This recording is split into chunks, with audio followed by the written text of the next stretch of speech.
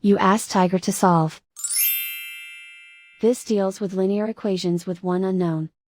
The final result is a equals -4. Let's solve it step by step. Group all a terms on the left side of the equation.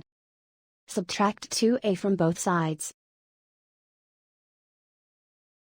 Group like terms.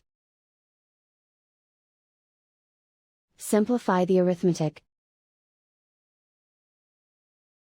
Group like terms.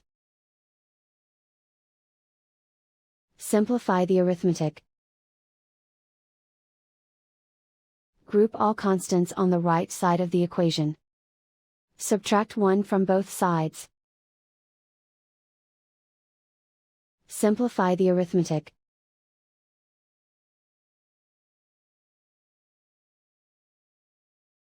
Isolate the a. Divide both sides by 3. Simplify the fraction. Find the greatest common factor of the numerator and denominator. Factor out and cancel the greatest common factor. And so the final result is a equals -4.